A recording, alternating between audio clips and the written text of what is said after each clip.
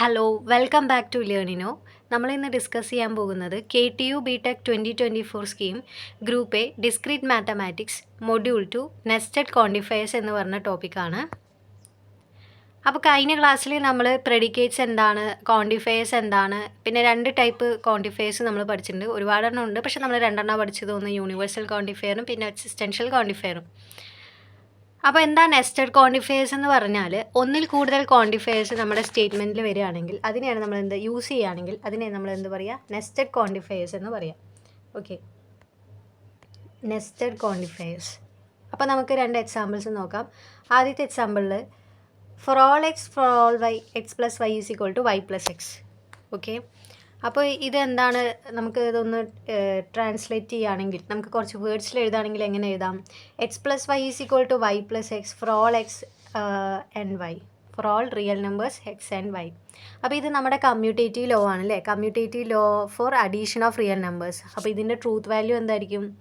നമുക്ക് ട്രൂ ആയിരിക്കും. കാരണം അതായത് നമ്മുടെ യൂണിവേഴ്സൽ ക്വാണ്ടിഫയർ എപ്പോഴാണ് ട്രൂ ആവുക?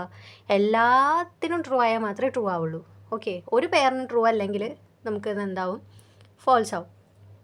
പക്ഷേ ഇവിടെ ഈ പറഞ്ഞത് റിയൽ നമ്പേഴ്സിൻ്റെ കേസിൽ എല്ലാത്തിലും നമുക്ക് കമ്മ്യൂട്ടേറ്റീവ് ലോ സാറ്റിസ്ഫൈ ചെയ്യില്ല. ഏത് നമ്പർ എടുത്താലും, ഏത് 2 നമ്പർ എടുത്തു കഴിഞ്ഞാലും. സോ നമുക്ക് ഈ പറഞ്ഞ പ്രെഡിക്കേറ്റ്, ഈ പറഞ്ഞ സ്റ്റേറ്റ്മെൻറ്റിൻ്റെ എന്താ പറയുക, ഈ പറഞ്ഞ പ്രൊപ്പോസിഷൻ്റെ ട്രൂത്ത് വാല്യൂ എന്തായിരിക്കും? ട്രൂ ആയിരിക്കും. ഓക്കെ, അപ്പോൾ അതിനെക്കുറിച്ചൊന്നും പറഞ്ഞിട്ടില്ല. ഇവിടെ നമ്മൾ മൾട്ടിപ്പിൾ ക്വാണ്ടിഫയേഴ്സ് വരുമ്പോൾ എങ്ങനെയാണ് അതിനെ ഡിനോട്ട് ചെയ്യുന്നത് എന്നുള്ളൊരു എക്സാമ്പിളാണ് കേട്ടോ ഇവിടെ പറഞ്ഞത്. അടുത്ത സ്റ്റേറ്റ്മെൻറ്റ് നോക്കിയാൽ അതുപോലെ തന്നെ ഇവിടെ നമ്മൾ 2 സെയിം ആയിട്ടുള്ള ക്വാണ്ടിഫയേഴ്സാണ് യൂസ് ചെയ്തിരിക്കുന്നത്. 2 യൂണിവേഴ്സൽ ക്വാണ്ടിഫയർ ആണ്. അപ്പോൾ അടുത്ത സ്റ്റേറ്റ്മെൻറ്റ് നോക്കിക്കേ, ഇവിടെ നമ്മൾ ഒരു യൂണിവേഴ്സൽ ക്വാണ്ടിഫയറും ഒരു എക്സിസ്റ്റൻഷ്യൽ ക്വാണ്ടിഫയറാണ് യൂസ് ചെയ്തിരിക്കുന്നത്.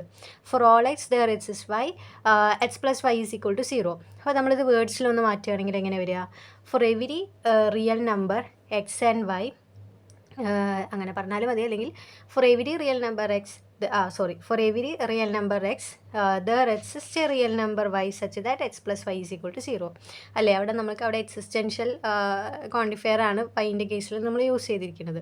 അപ്പോൾ ഏത് എക്സ് എടുത്താലും നമുക്ക് അവിടെ ഒരു y എക്സിസ്റ്റ് ചെയ്യും such that x plus y is equal to 0. For example നമുക്ക് നോക്കുകയാണെങ്കിൽ, ഇപ്പം 1 എടുക്കുകയാണ്, എക്സ് 1 എടുക്കുകയാണെങ്കിൽ നമുക്ക് വൈനെ -1 എടുക്കാമല്ലോ. ഇത് 2 റിയൽ നമ്പേഴ്സ് ആണല്ലോ. അപ്പോൾ ഇത് 2 ആഡ് ചെയ്ത് എന്താ? 0 ആണ്. അതുപോലെ 2 എടുത്താൽ -2 വരും, 0 എടുത്താൽ 0, -1 എടുത്താൽ നമുക്ക് -1 എടുത്താൽ +1. ഓക്കെ, -1 എടുത്താൽ നമുക്ക് +1 എടുക്കാം. അപ്പോൾ ഇത് രണ്ടും ആഡ് ചെയ്ത് കഴിഞ്ഞാൽ നമുക്ക് 0 കിട്ടും.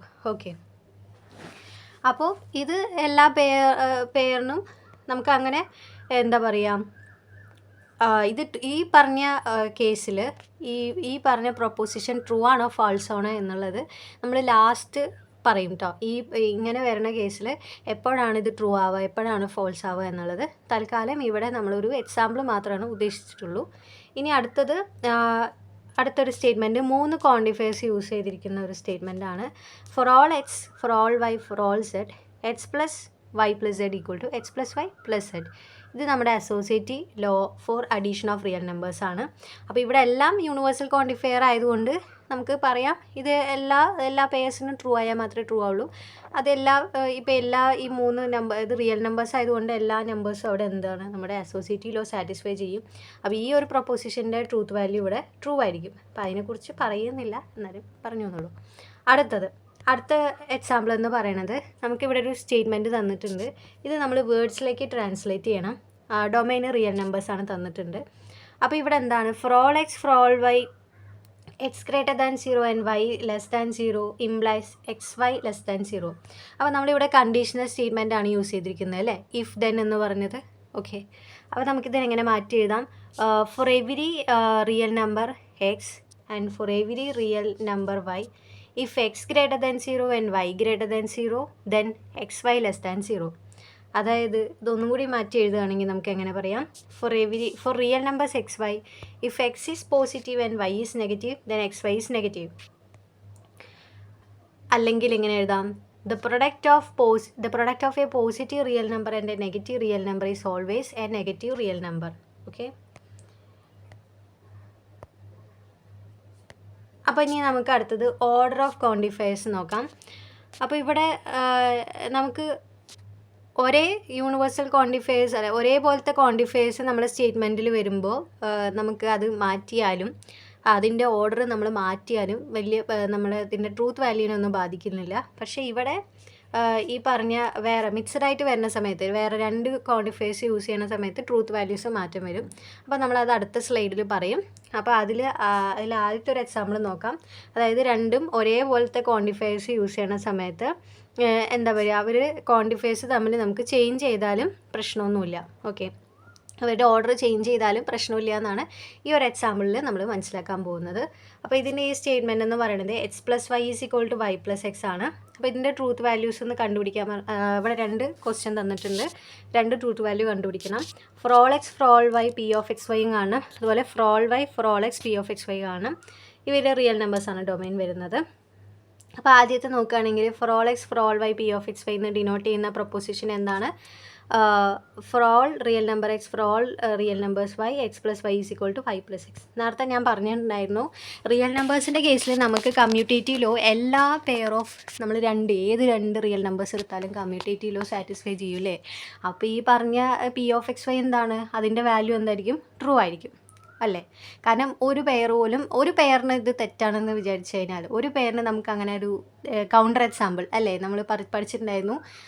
നമുക്ക് ഫോൾസായി വരുന്ന ആ ഒരു പെയർ, ഓക്കെ, ഫോൾസായിട്ട് വരുന്ന എക്സാമ്പിൾ നമ്മൾ കൗണ്ടർ എക്സാമ്പിൾ എന്നാണ് പറയുക. പക്ഷെ അങ്ങനെ ഒരു കൗണ്ടർ എക്സാമ്പിൾ നമുക്ക് ഈ കേസിൽ കണ്ടുപിടിക്കാൻ പറ്റില്ല. സോ p(x, y)ൻ്റെ വാല്യൂ എന്താണ്? ട്രൂ ആണ്.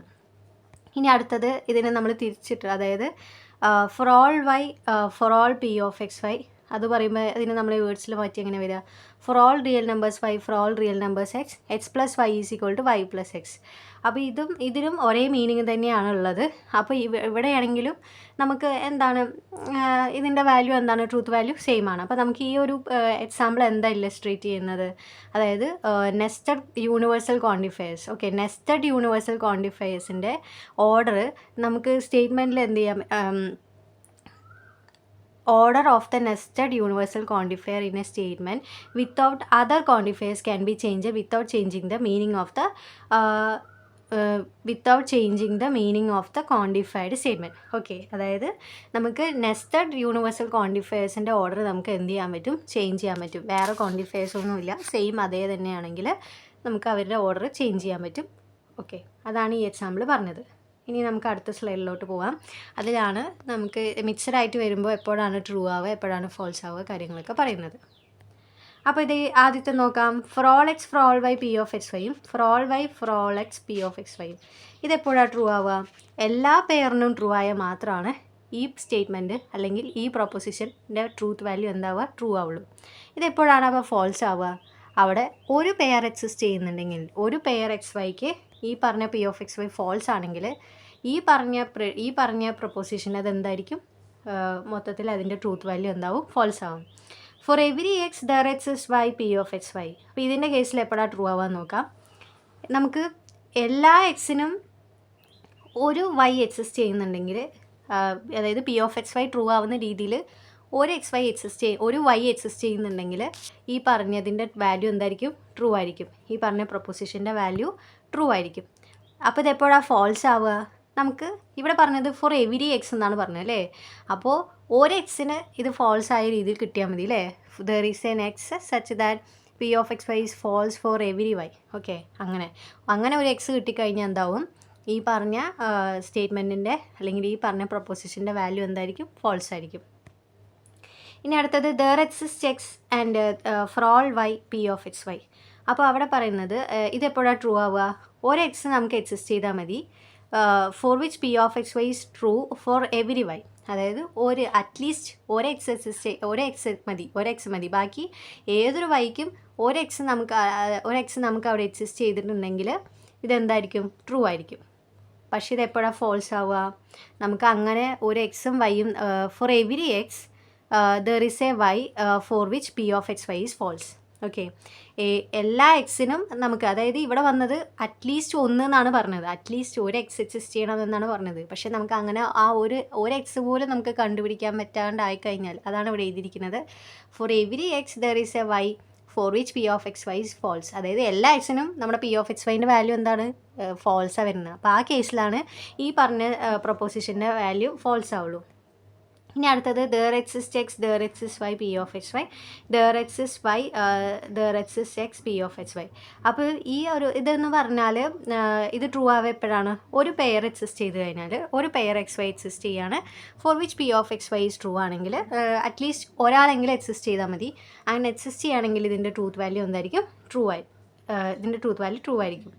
ഇനി അടുത്തത് ഇതെപ്പോഴാണ് ഫോൾസ് ആവുക, ഈ പി ഓഫ് എക്സ് വൈ എന്ന് പറയുന്നത് എല്ലാത്തിനും നമുക്ക് അറ്റ്ലീസ്റ്റ് 1 എന്നാണ് പറഞ്ഞത്, ആ അറ്റ്ലീസ്റ്റ് 1 പോലും കണ്ടുപിടിക്കാൻ പറ്റാത്ത ആ ഒരു കേസാണ്. അതായത് എല്ലാത്തിനും ഫോൾസായി വരികയാണെങ്കിൽ മാത്രമാണ് ഈ പറഞ്ഞ സ്റ്റേറ്റ്മെൻറ്റിൻ്റെ ട്രൂത്ത് വാല്യൂ എന്താവുക, ഫോൾസ് ആവുക. അപ്പോൾ ഞാൻ ഈ പറഞ്ഞ കാര്യങ്ങളൊക്കെ ക്ലിയറായി മനസ്സിലായി എന്ന് വിചാരിക്കുന്നു. എന്തെങ്കിലും ഡൗട്ട് ഉണ്ടെങ്കിൽ ചോദിക്കാം, അടുത്ത ക്ലാസ്സിൽ അത് ക്ലിയർ ചെയ്യുന്നതാണ് കേട്ടോ. അപ്പോൾ അതുവരെയ്ക്കും താങ്ക് യു.